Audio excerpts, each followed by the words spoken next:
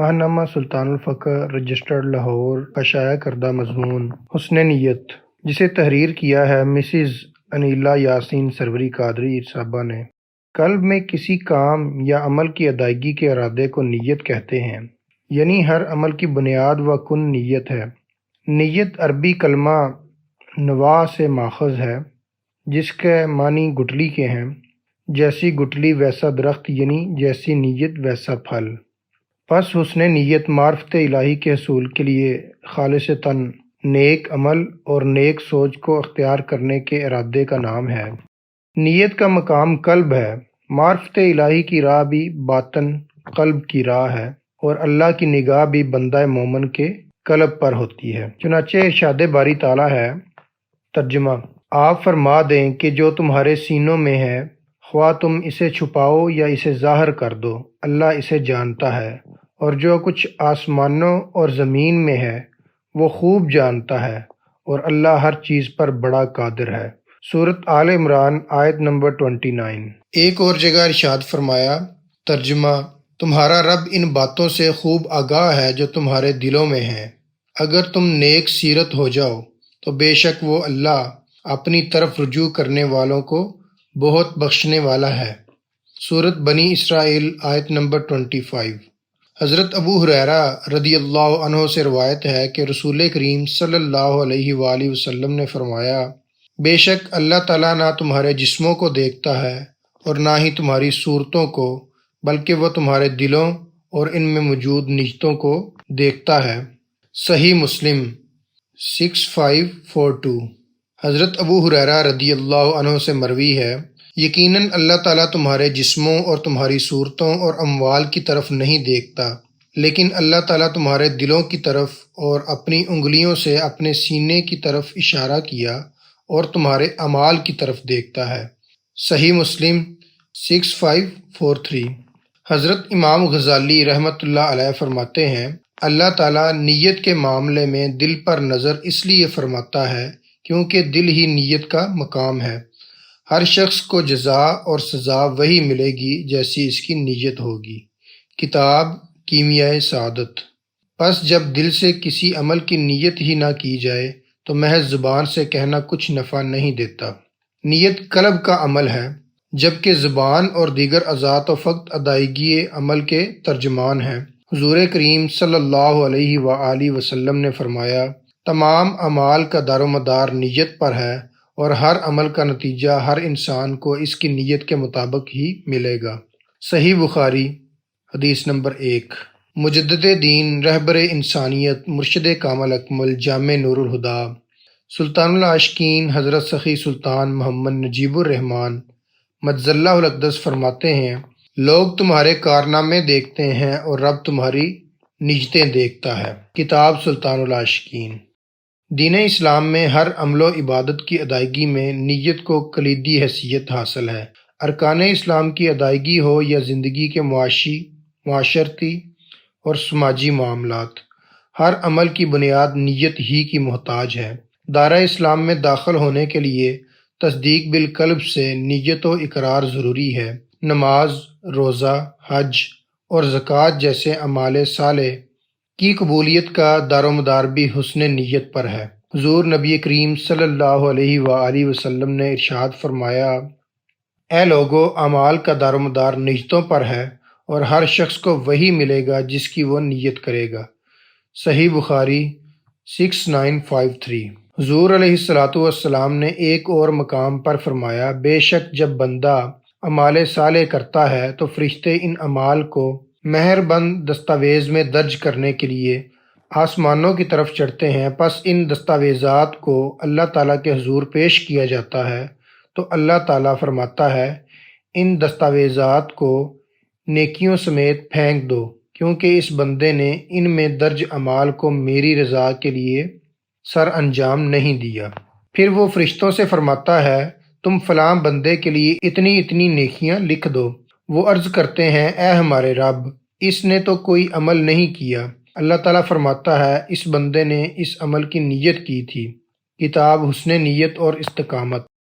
حضرت شیخ سعدی رحمۃ اللہ علیہ فرماتے ہیں، عبادت وہی خالص ہے جو اللہ عز و جل کی خوشنودی کے لیے کی جائے، کیونکہ ایسی نمازیں اور دیگر عبادات جو محض دکھاوا ہوں وہ الٹا دوزخ کی جانب دھکیل دیں گی۔ کتاب حکایات سعدی۔ امام الوقت مرشد کامل اکمل سلطان العاشقین حضرت سخی سلطان محمد نجیب الرحمن مجزل اللہ الاقدس فرماتے ہیں، عبادت اسی طرح سے قبول ہوتی ہے جس طرح کی نیت ہوتی ہے۔ کتاب سلطان العاشقین۔ ادائیگی اعمال و عبادات میں نیت ایک ایسی کسوٹی ہے جو مقرب الہی بھی بنا دیتی ہے اور راندہ بارگاہ الہی بھی، یعنی اللہ پاک عمل کو نہیں بلکہ ادائیگی عمل کے دوران قلب میں نیت کی کیفیت کو دیکھتا ہے، اور اللہ پاک کو بندے کا وہی عمل پسند ہے جو خالصتاً اللہ کے لیے کیا گیا ہو۔ حدیث نبوی صلی اللہ علیہ وآلہ وسلم ہے، مومن کی نیت اس کے عمل سے بہتر ہے۔ لہٰذا ہر عمل، عبادت اور فرائض کی ادائیگی کے وقت انسان کو اپنی نیت کو ضرور جانچنا چاہیے کہ آیا اس کا یہ عمل خالص اللہ پاک کی رضا اور قرب پانے کے لیے ہے یا اس کے اغراض و مقاصد نفس کی تسکین و حصول عزت و مرتبہ کے ہیں، کیونکہ باطل نیت والے اعمال انسانی قلب کو بے نور اور معرفت الہی کی راہ سے اندھا کر دیتے ہیں۔ چونکہ حسن نیت کا تعلق خالصتاً معرفت الہی کا حصول ہے، اس لیے نفس، دنیا اور شیطان ہمہ وقت عمل و عبادات کی ادائیگی کو فاسد کرنے کے لیے تیار رہتے ہیں۔ شیطان کا مقصد ہی انسانی قلب پر وساوس، مثلاً ریاکاری، نمود و نمائش اور طلب عز و جاہ سے وار کر کے اعمال صالح کو ضائع کرنا ہے۔ اس لیے وہ ہمیشہ انسان کے اعمال بارگاہ الہی میں فاسد کرنے کے درپے رہتا ہے۔ حضرت ابو سعید خدری رضی اللہ عنہ سے روایت ہے کہ نبی کریم صلی اللہ علیہ وآلہ وسلم نے فرمایا، شیطان نے کہا، اے رب، مجھے تیری عزت کی قسم، میں تیرے بندوں کو تب تک بہکاتا رہوں گا جب تک ان کی روحیں ان کے جسموں میں رہیں گی۔ مستدرک 7672۔ پس فلاح پا گیا وہ جس نے اپنے اعمال و عبادات کو آراستہ کر کے معرفت الہی کی راہ پر چل کر حیات ابدی پا لی۔ سیدنا ابو ہریرہ رضی اللہ عنہ سے مروی ہے کہ نبی کریم صلی اللہ علیہ وآلہ وسلم نے فرمایا، لوگوں کو قیامت والے دن ان کی نیتوں کے مطابق اٹھایا جائے گا۔ سنن ابن ماجہ 4229، مسند احمد 9079۔ حضرت سالم بن عبداللہ بن عمر رضی اللہ عنہ نے حضرت عمر بن عبدالعزیز رضی اللہ عنہ کو ایک بار لکھا، اے عمر رضی اللہ عنہ، یہ ذہن نشین رہے کہ اللہ کی مدد بندے کی نیت کے مطابق ہوتی ہے۔ بندے کی نیت اگر کامل ہے تو اللہ کی مدد بھی کامل ہوتی ہے، اور بندے کی نیت میں اگر کوئی قصور یا کوتاہی ہے تو اس کی مدد بھی اسی طرح نامکمل ہوگی۔ کتاب عوارف المعارف۔ نیت کی اقسام۔ ادائیگی فرائض کے لحاظ سے نیت کی 3 اقسام ہیں۔ نمبر 1، نیت صافیہ۔ نمبر 2، نیت ممتزجہ۔ نمبر 3، نیت قادرہ۔ نیت صافیہ۔ نیت کی اس حالت میں اعمال و عبادات کی ادائیگی کے وقت قلب خالصتاً اللہ پاک کی معرفت اور رضا کی طرف مائل رہتا ہے اور دنیوی مقاصد سے قطع تعلق رہتا ہے۔ ایسا قلب صرف انبیاء، فقراء اور متلاشیان حق یعنی طالبان مولا کا ہوتا ہے۔ یہ ہمیشہ اللہ کی طلب کے سوا اللہ سے کچھ نہیں مانگتے۔ ان کی حالت قرآن مجید میں یوں بیان کی گئی ہے، اے ہمارے رب، ہم تیری بخشش کے طلبگار ہیں اور ہم سب کو تیری طرف ہی لوٹنا ہے۔ سورۃ البقرہ آیت نمبر 285۔ نیت ممتزجہ۔ نیت کی اس حالت میں اعمال و عبادات کی ادائیگی میں قلب اللہ کی رضا کی طرف مائل تو ہوتا ہے، لیکن کہیں نہ کہیں دنیاوی مقاصد کو بھی مد نظر رکھتا ہے، یعنی خالصتاً اللہ کی طرف رجوع نہیں کرتا۔ نیت کی یہ کیفیت طالبان عقبہ کی ہوتی ہے، یعنی ایسا گروہ جن کی عبادات اور تمام تر اعمال کا دار و مدار دنیاوی اور اخروی نعمتوں کا حصول ہے۔ ارشاد باری تعالیٰ ہے، اور بعض لوگ وہ بھی ہیں جو کہتے ہیں، اے ہمارے پروردگار، ہمیں دنیا میں بھی بلائی عطا فرما اور آخرت میں بھی بلائی سے نواز، اور ہمیں دوزخ کے عذاب سے محفوظ رکھ۔ سورۃ البقرہ آیت نمبر 201۔ نیت قادرہ۔ نیت کی اس حالت میں اعمال و عبادات کی ادائیگی کا تمام تر مقصد دنیاوی عز و جاہ، نمود و نمائش، تکبر و انانیت اور مال و دولت کا حصول ہوتا ہے۔ نیت کی یہ کیفیت طالبان دنیا کے قلوب کی ہوتی ہے۔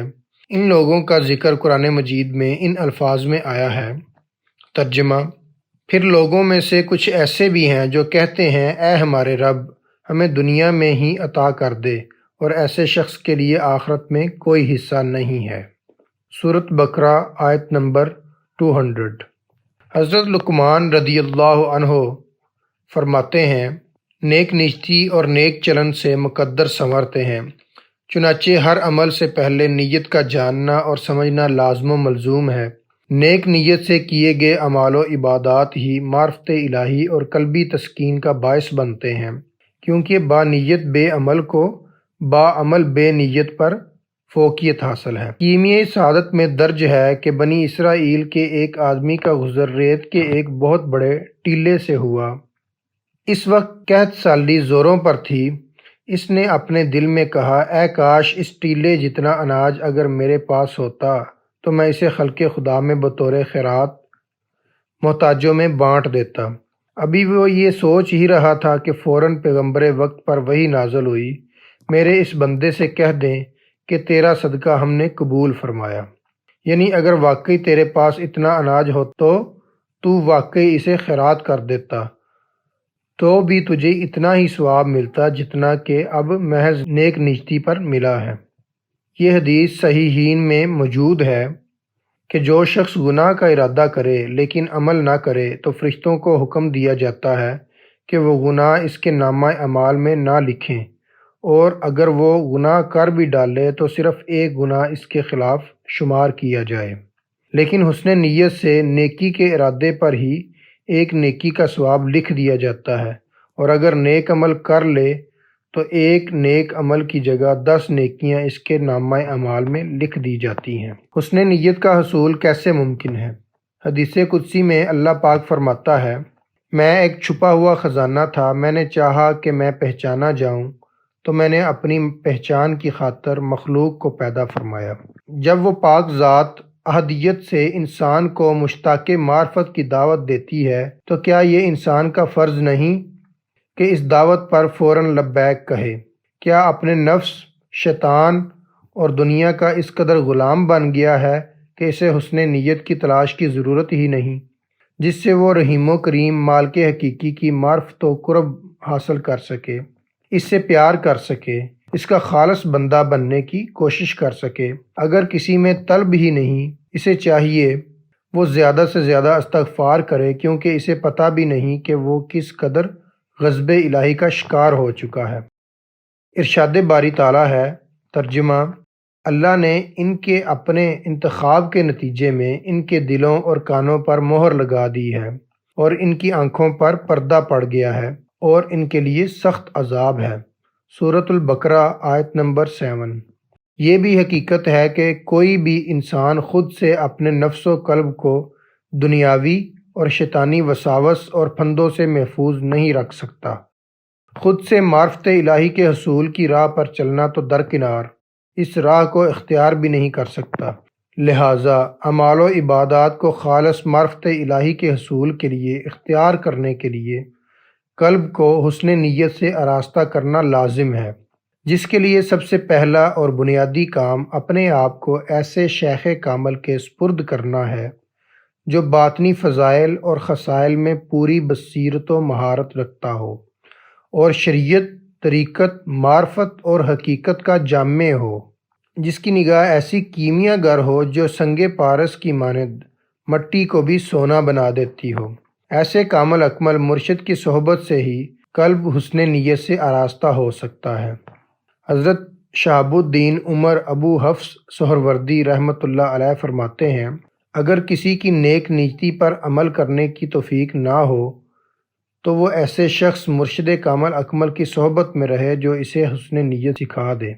آپ رحمۃ اللہ علیہ مزید فرماتے ہیں، معرفت الہی کی راہ میں مرید کے لیے ابتدائی مرحلے میں یہ بات بہت اہم ہے کہ فقرائے کاملین کی صحبت میں ان کا لباس اختیار کرے اور اللہ کی خوشنودی کے لیے ان کی صحبت میں بیٹھا کرے، اور جب وہ روحانیت کی راہ پر چلنے کی ابتدا کرے تو نیت کو پختہ کر لے، کیونکہ نیت کے پختہ ہونے سے نفسانی خواہشات سے پاک ہو جاتا ہے، اور نفس کے فنا ہو جانے والی لذائذ ترک کرنے سے وہ اللہ کے لیے وقف ہو جاتا ہے۔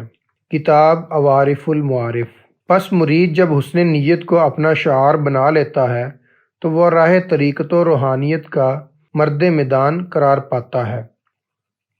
پھر ایسے مرید کا ہر عمل، کھانا پینا، سونا، پہننا، الغرض ہر عمل و عبادت صرف خالص اللہ عز و جل کے لیے ہو جاتا ہے۔ حکایت: حضرت شیخ سعدی رحمۃ اللہ علیہ ایک بادشاہ کا قصہ بیان کرتے ہیں کہ اس نے اپنے مشیروں سے کہا کہ فلاں شخص کی تنخواہ دوگنی کر دو، کیونکہ وہ کبھی شاہی دربار سے غیر حاضر نہیں ہوا اور ہر وقت میرے حکم کا منتظر رہتا ہے، جبکہ باقی تمام لوگ شاہی دربار میں بھی کھیل تماشوں میں مشغول ہوتے ہیں اور اپنے فرائض کی ادائیگی میں کوتاہی برتتے ہیں۔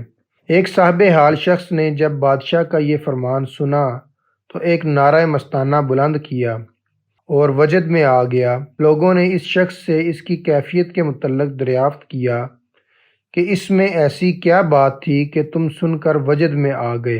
اس شخص نے کہا کہ اللہ عز و جل کی بارگاہ میں بندوں کا حال بھی یہی ہے، اور ہر ایک کا مقام و مرتبہ الگ الگ ہے۔